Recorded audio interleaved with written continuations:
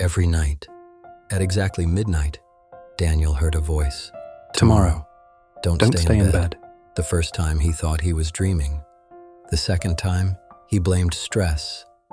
By the third night, he stared into the darkness and said nothing at all, because deep down, he knew the voice was real, and Daniel had not felt anything real in weeks, not since he lost his job. He still remembered the meeting, the gray conference room, the glass wall facing a rainy city, the untouched cup of water beside him. His manager sat across the table with folded hands and tired eyes. HR sat beside him, already holding an envelope. Daniel, this isn't easy. Those were the first words. The kind people used when they were about to change your life and call it policy. They said his performance had slipped, deadlines missed, reports incomplete, too many late arrivals. What they did not mention was that Daniel had been doing the work of two people since the last round of layoffs, that he stayed late for months, that he answered emails at midnight, that he skipped lunch so targets could still be met. They did not mention how exhaustion had slowly turned his mind into fog. He forgot small things first, then bigger things, then whole conversations. The final mistake had been simple. One wrong data file sent to a client, numbers mismatched, a project delayed, money lost. By Friday, he was in that room. We have to let you go. No anger, no shouting, no second chance. Just an envelope slid across the table, and years of loyalty reduced to paper. Daniel thanked them. He still hated himself for that. Now the days passed in silence. No calls, no interviews, no reason to open the curtains. The dishes stayed piled in the sink. Laundry gathered on the floor. Unopened messages stacked on his phone like accusations. The hours blurred into one long apology he never said out loud. Only one person still checked on him, his sister. Have you applied anywhere today? Amara asked over the phone. Daniel rubbed his face. Yeah, I'm working on it. A lie. Small, easy, becoming automatic. You've been saying that for weeks, she replied. She was not angry, just tired. That was worse. I'm fine. A pause. You don't sound fine. Yeah. He changed the subject, and he always did. That night, 12 o'clock. Sit up and open the window. Daniel frowned. The voice again. But something about it felt different now. Not frightening, certain, like ignoring it would cost him something. Slowly, he sat up. He crossed the room and lifted the window. Cold air rushed in. He stood there longer than expected, breathing, listening to distant traffic, feeling the night move around him. For the first time in days, his mind felt quiet. But the next morning, he still did nothing. Back to bed, back to scrolling, back to avoiding himself. So the voice returned, night after night. Drink water first. Wash your face. Stand up. Pick one thing and fix it. It irritated him. The advice was too small, too ordinary, too simple for a life that felt ruined. Then, one afternoon, hunger made the decision for him. He opened the cupboard. Empty. He checked the fridge.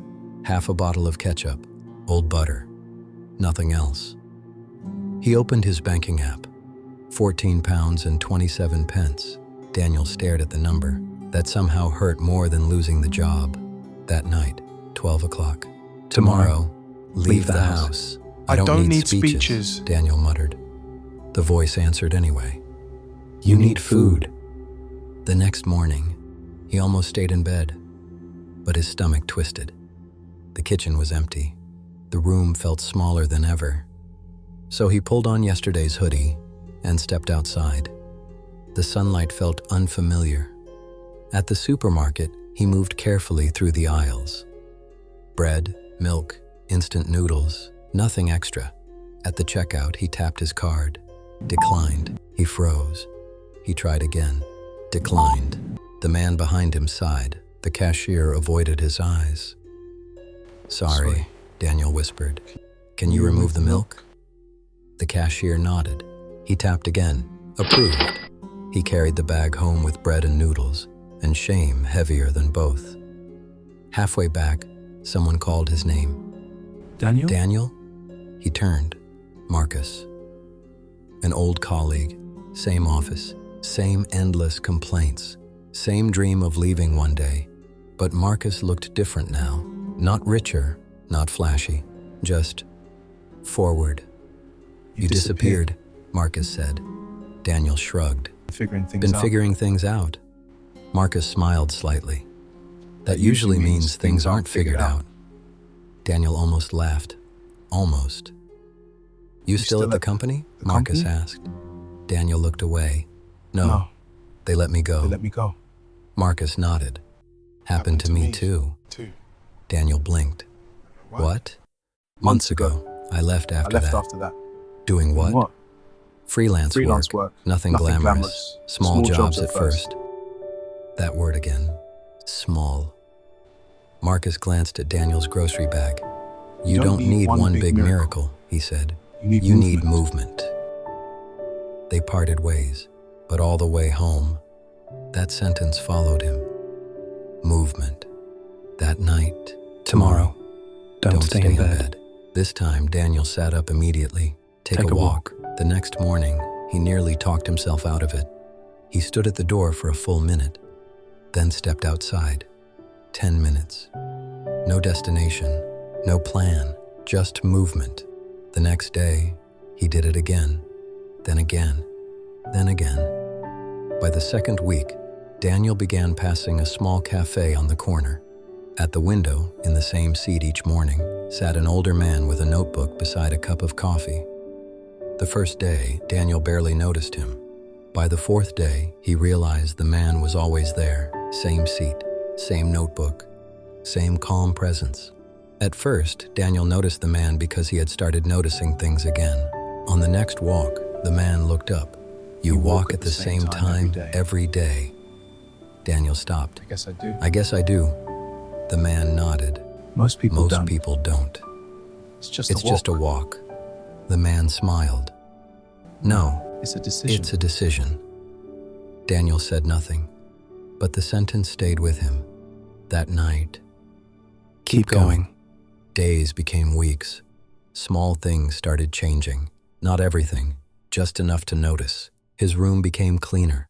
His mornings became calmer. His thoughts became quieter. He updated his CV, sent one application, then another, then another. One evening, Amara arrived unannounced. She stepped inside and stopped. The dishes were gone. The curtains were open. The room smelled clean. This is different, she said softly. Daniel looked around. For the first time, he saw it too. I've just been doing small things. She studied him. You look different. That hit harder than he expected. Later that night, Daniel sat waiting. 12 o'clock. Who are you? He asked. For the first time, the voice answered clearly. I am you. Daniel's chest tightened. What? The version that didn't stop. Silence filled the room. The version that kept moving when you gave up. Something shifted inside him.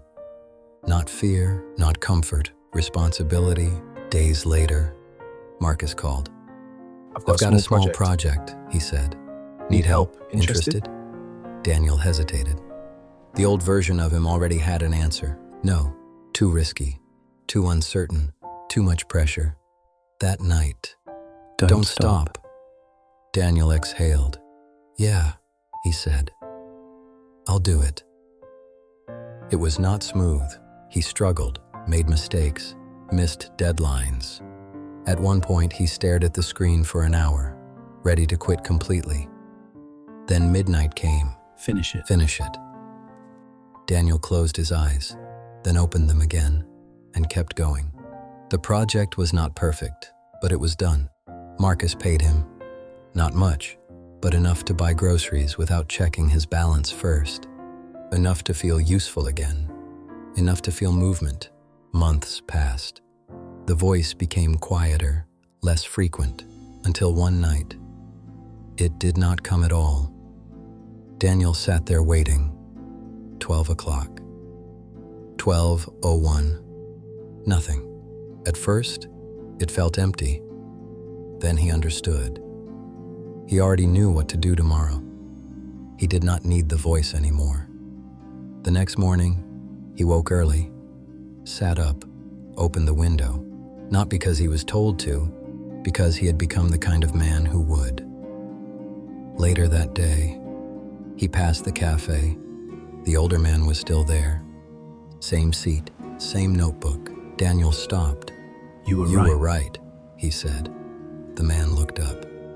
About what? Daniel smiled. It's not just a walk. The man nodded. No, It never it never is. Daniel walked away, not rushed, not lost, just moving, because sometimes the voice that changes your life is not something new. It is the version of you that refused to disappear, waiting for you to finally listen.